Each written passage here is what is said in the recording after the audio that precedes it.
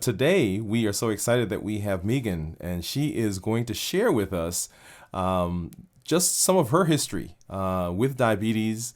And there are so many things that are going on now in the diabetes world, and we're so happy that she is here with us.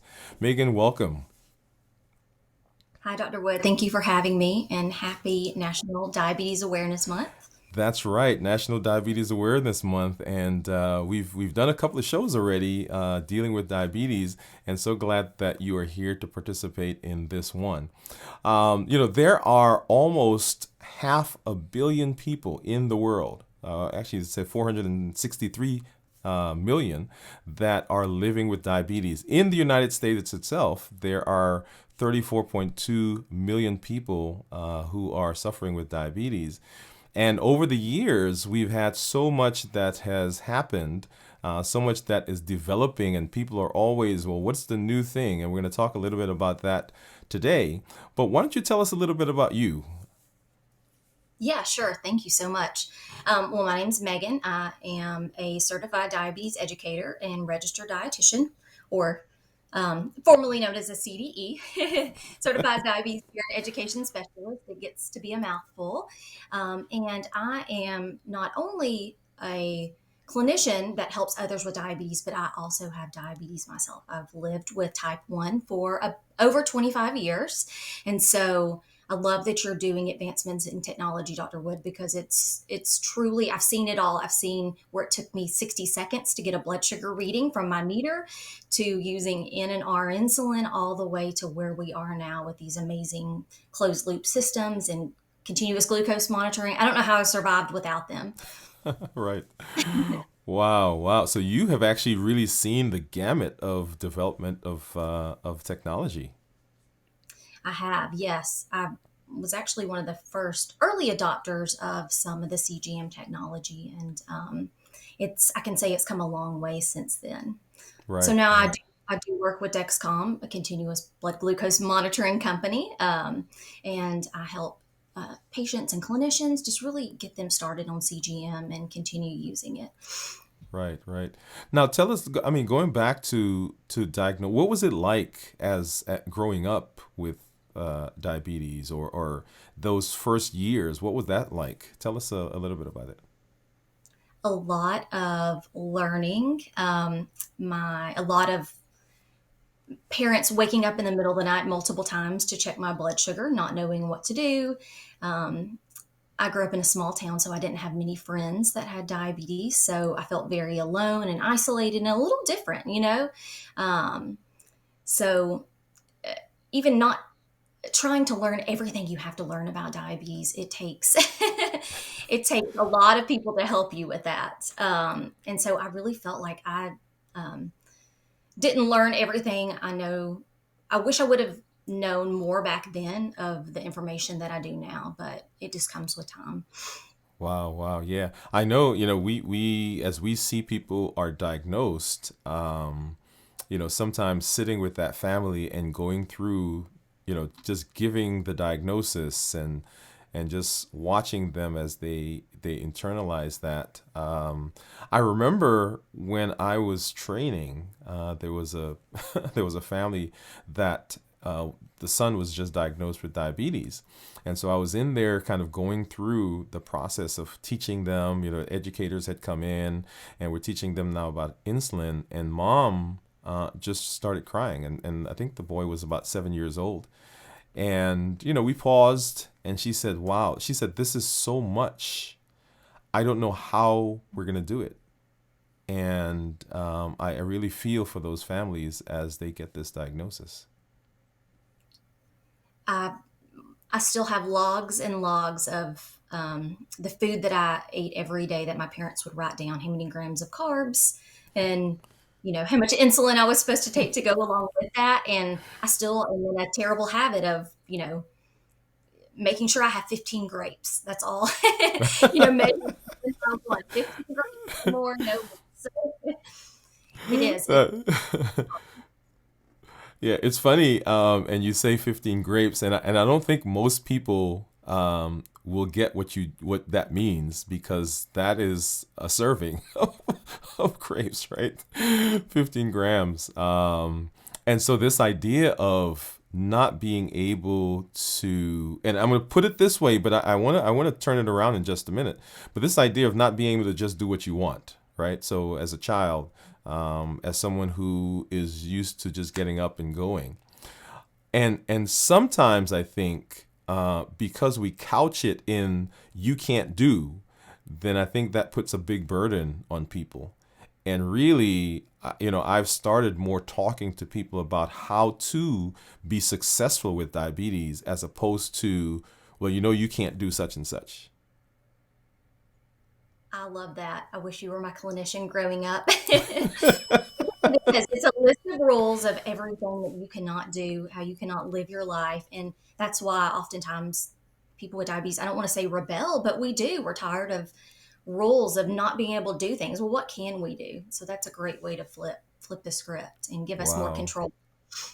Yeah. And so over the years, we did our last live video that we did was a video that talked about the development of insulin in the 1920s. And the very first person to get the insulin injection, and going from having a pretty much death sentence with the diagnosis of diabetes, to diabetes now being quote unquote a chronic illness. So we have people who are living very normal lifespans with diabetes. And we've gotten, new medications, new insulins. Everybody talks about the hemoglobin A1C, and let's pause there for a minute. With the hemoglobin A1C, it's been our standard, but more and more now we're talking about people being in within the therapeutic range, right? Time and range, right? Mhm. Before we get to Dexcoms and glucose monitors, what is the difference there? Why is that important? An A1C versus time and range. Yeah, great question. So when we think about going to see you, we know we're going to get that dreaded A1C level. And it measures our control over the past 3 months.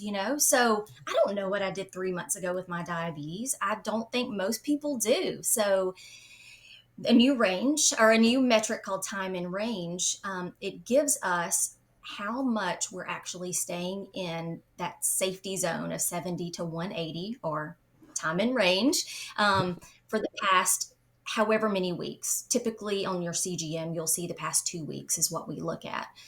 Your doctor may look at the past 30 days.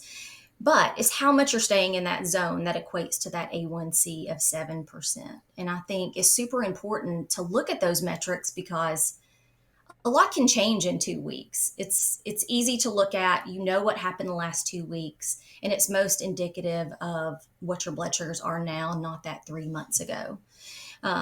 So it is one of the metrics that Dexcom does offer, or what you'll see in the CGM pattern report. But for me, I can say, as a person with diabetes, is so much more motivating than going to the doctor and seeing an A1C 3 months ago, where now I can see my control week by week by week and know, am I staying in range? How can I tweak something to make me move just a little bit higher towards my goal?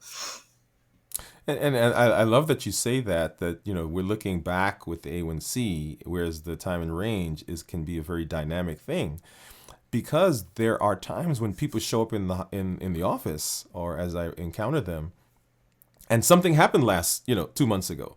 Mom was in the hospital, someone was ill, and they really quote unquote weren't on their game. Okay. And it threw everything off. But looking at them over the last 2 weeks, 3 weeks, 4 weeks, you can see that they've definitely made a change, made a turn, and they are now doing a better job. The other thing is that the A1C can be artificially good, if you will, because if we're having lots of highs, lots of lows, you average those together, you get a good A1C. And we still don't want those patients to be in that kind of fluctuating situation. Definitely. That it so many times where I thought I was doing good, or quote unquote good, I was having a lot of lows, so my A1C looked better, of course. It didn't, like you said, tell those fluctuations and the damage that's being caused there. Right, right. Well, that brings us to, so we've got this time and range idea, right? Mhm. And with the regular finger sticks or multiple finger sticks, self-monitored blood glucose as we call it, we don't really get a good picture of that. Is that right? Nope, not at all. It's a snapshot in time, and that's according to if you're even checking your blood sugar multiple times a day. Um, so there's a huge difference in what it's going to look like in equating to that time in range. So continuous glucose monitoring, right? So we're hearing that and we're seeing commercials on the TV. And so we're going now from people checking blood sugars by doing a finger stick at a point in time to now a device that allows us to check blood sugars at any time of the day. That's correct. Yes. So CGM, continuous glucose monitoring, is a small wearable device that you put on, and it is basically you insert this sensor underneath your skin via an auto applicator, and this sensor measures your blood sugars continuously. So Dexcom G6, it measures your blood sugar every 5 minutes. And then you put this little bitty transmitter on top of the sensor pod, and it automatically transmits your blood sugar to your smart device, to a receiver, to your watch. And that way you're able to see what your blood glucose is every 5 minutes. Not only Wow. that, it's extremely powerful because you're seeing those numbers, 288 readings per day, but you're also seeing when your blood sugar goes high or low. It gives you alerts and alarms. So if your blood sugar is 55, it's going to make an audible alert that it says, hey, you need to look at this and take some action. So it's very actionable. So you don't have to Right. look at every 5 minutes. That's what I love about it. It's like, let's set your targets of when you want to be alerted when your blood sugar's out of a certain range, and then the system will alert you.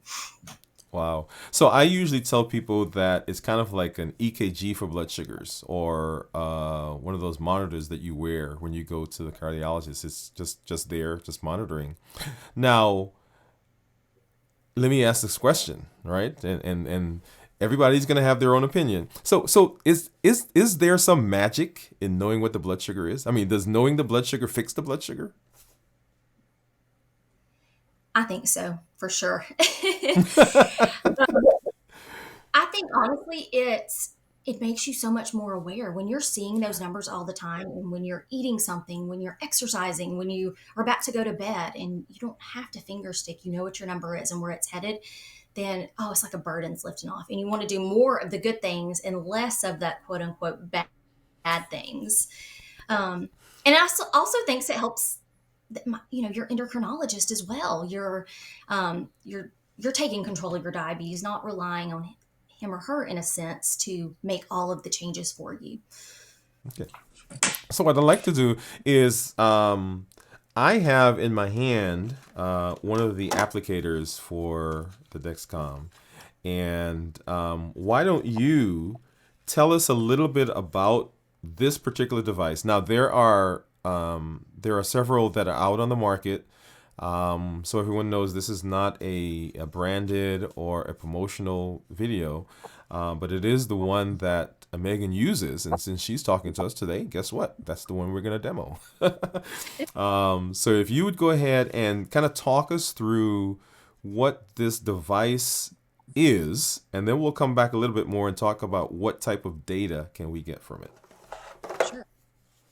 So what you see here is one of the components of the system. So this is the auto applicator, and it has the sensor built into it.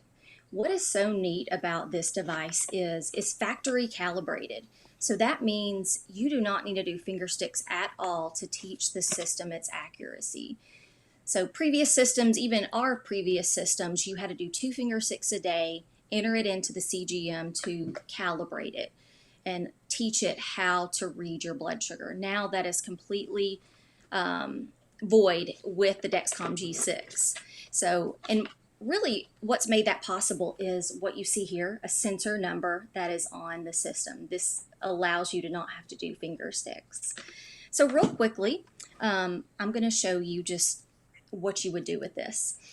So again, the sensor is built in, and there's another part called the transmitter, and this is what lays on top and will sit on top of the sensor pod, and then it transmits your blood glucose readings to a receiver or your smart device, whichever you prefer. You can do it on both as well. Siri can actually tell you your blood sugar. It can go to your watch. You can kind of have different ways to view your blood glucose levels. So what you would do, you would clean your hands with soap and water, take it out of this package that you see here, and then what is here is the sticky adhesive that keeps it on for 10 days. Okay, so you actually wear this for 10 days and change it after every 10 days. So all you're going to do is peel the adhesive off of the sensor. So you're left with the sensor adhesive. Okay, so you're going to find a spot on your abdomen that you have cleaned with an alcohol swab.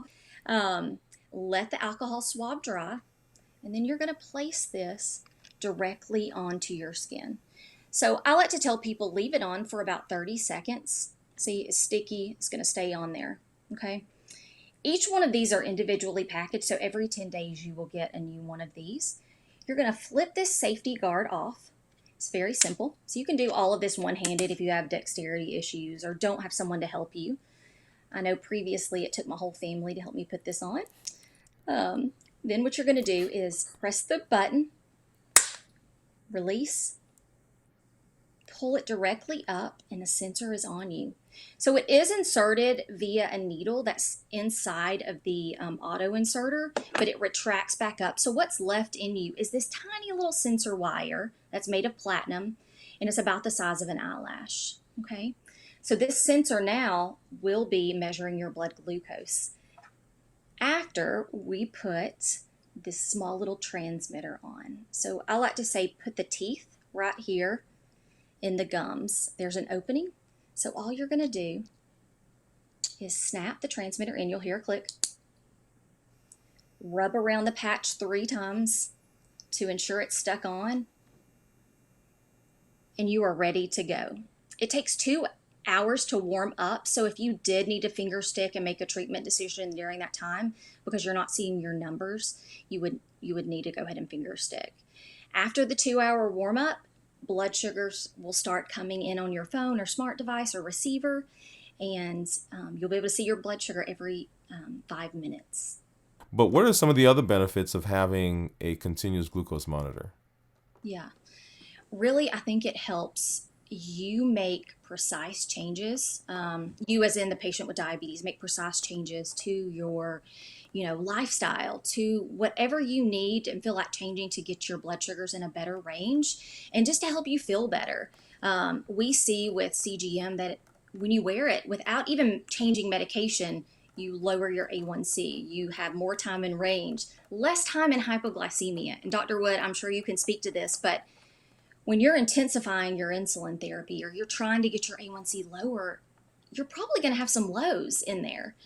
We see that with CGM, you can lower your A1C without having all that hypoglycemia, which is very impactful. It helps your doctor make those precise medication changes.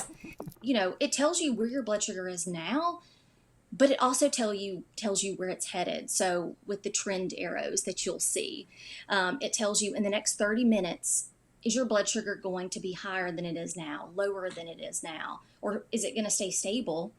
And how fast it's actually moving, if it's going higher or lower. So, if I'm about to get in the car to drive and I'm sitting at 100 and I think I'll be fine if I had an arrow going down, then I know I probably need a little bit of a snack or turn my insulin pump off or something like that in order not to have a hypoglycemic event on the road.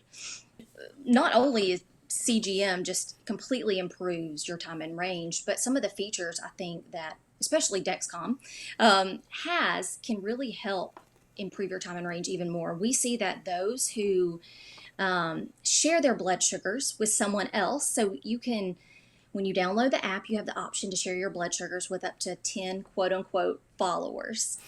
So if I'm living in Birmingham and my mom is living in Texas, I can share my blood sugars with her and she can see exactly when I'm having a low event or having a high event. So it's an extra safety mechanism. And Dr. Wood, we get so many calls and stories in that this is just life saving, especially for someone that lives alone or, someone's spouse or family that travels. So in the middle of the night, maybe if you don't hear that alarm, someone else is going to. So I think that's that's a huge benefit.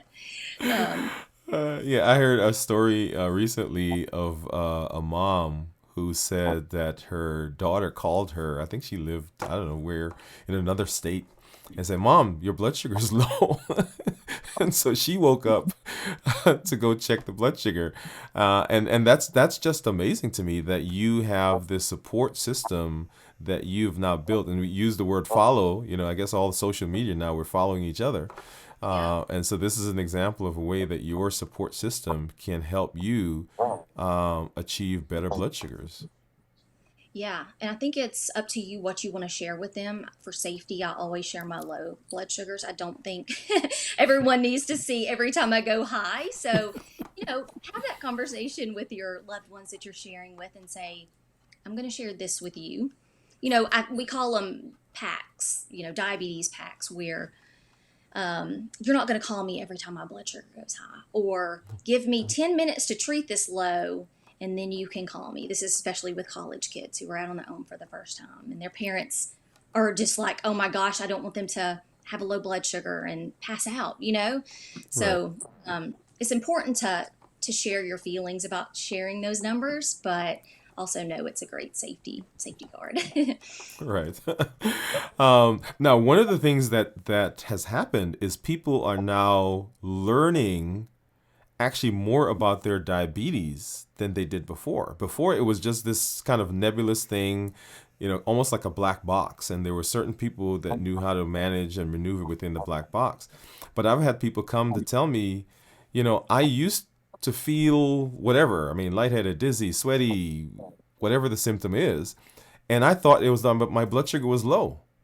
But now that I have this monitor, I know it's not low. So it's something else. And so they have found out after years and years and years of thinking it was the sugar that was causing that symptom, that's something else. Or even, people who say, well, I thought this food was the one that was causing me the problem with my high blood sugar or my low blood sugar.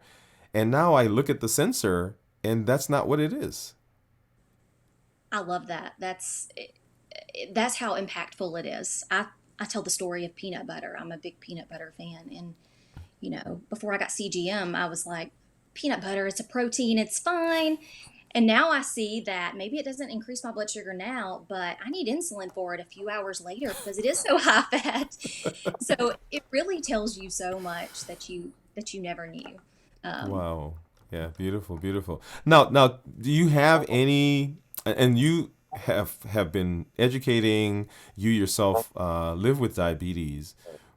What, I guess, what is something that you've seen or heard people talk about? And we've talked about several things here, but anything else you've seen them say about having access to this data in terms of managing their disease? I think one common theme that I hear is, you know, I wake up going to bed at 1:40, and I go to bed at 1:40, but then I wake up the next morning and I am in the 300s or 250s. Like, why does that happen? When they get a CGM, you can pinpoint exactly when their blood sugars start creeping up and then staying up. So, I mean, I think just having those numbers and then showing them to their clinician and making those changes have been just so like eye opening for people. That's one story that sticks out because it's a common one, because not everyone wants to get up and check their blood sugar in the middle of the night multiple times to see what's happening. Right, right. Okay. Well, I'm going to pause here for a minute and do kind of a station identification. So this is Dr. Dwain Woode. If you are just joining us, we are talking with Megan about continuous glucose monitors, and she's sharing her experience. If you have not already done so, please go ahead and check us out on our social media platforms. You can see us on LinkedIn, on Instagram, Twitter, and even on TikTok. That's Dwain Woode MD. Dwain Woode MD at all of those platforms. Also, if you've not done so, if you are getting some benefit from this video and other things that we've done on the channel, go ahead and subscribe. Hit our bell, and you will be notified of things that we do in the future. Thank you so much. And we're once again talking with Megan. So Megan, thank you for being with us. I guess I've got two other questions, and probably more, but these two come to mind. If someone came to you now who was recently diagnosed and they said, okay, what, just this all this stuff going on in my head, what piece of advice would you give them as they kind of move into this this new phase of their life? I would say the biggest thing, and I wish I would have did this before, and times have changed. Like you were saying earlier, you have a social media channel that gives all of this information at your fingertips. I would say learn as much as you can through social media, through YouTube, but also find people just like you that we're out there. You can do the hashtag type 1D looks like me, type 2D looks like me, T2D. You can find so many amazing people online that are sharing, having the exact same experience as you, and that could really guide you through that. It's one thing to ask family members that know someone with diabetes, but it's another thing to get with someone that actually has it and that can help you guide through the process. I don't know where I would be without having a huge support system of people with diabetes. I think that is my biggest recommendation. Don't be shy. They're open books. You can find your tribe and your group out there for sure. Beautiful. I love that. I love that. And then where do you think we're going? I mean, what's next? There's so much that's in the pipeline and I know some things for Dexcom in particular that you may not be able to talk about, but where does technology go next? What do you envision we're doing next? Yeah, I think for me, just the biggest, the most exciting thing is, we're now connecting these CGMs to insulin pumps. So those people that do need insulin, that do need CGM, we can combine it in one, and it's auto-regulating your insulin levels based on your blood sugar. As you know, there are pumps that are coming out with the glucagon and other smart technology in there that just continually learn about your body and learn from the system using AI. And I think what sticks out for me is not having to count my carbohydrates and just putting, I'm eating a small, medium, or large meal in my pump to give me insulin. As we know, as this technology advances, and hopefully more and more people will get to take care of or take part of just the advancements that we have. And I guess I would say as much as we want everyone to have the technology, we have not touched enough people with diabetes that are actually using the technology. So if you want this device or you want something that's advanced in your diabetes system, ask your doctor. Find that information out there. Talk to your social media groups. Ping Dr. Woode. I'm sure he could give you some good recommendations. Well, beautiful, beautiful. Well, once again, Megan, thank you so much for being with us. I really appreciate it. I hope you'd allow us to bring you back, and maybe next time we just talk about just diabetes management. I know, as a CDE, you did that for a while, and so we'd love to kind of pick your brain and get some pearls. So thank you once again for being with us tonight. Yes, thank you, Dr. Woode. I appreciate everything you do for everyone with type 1 and type 2 diabetes. We appreciate you. Well, guys, thank you once again for joining us. I hope you had a wonderful time listening to this conversation. Go ahead and share it with family and friends, those of you know who are interested in their health. And remember, that's what we do. We create content to help you understand your body so that you can take charge of your health, avoid complications, and live healthy, fulfilling lives. We are going through this month and we're talking about diabetes. See us on our social media platforms, and also catch us every Monday night at 7 p.m. Central for our live Q&A. Once again, this is Dr. Dwain Woode from Diabetes and Endocrine Wellness Center, educating the public for a better you.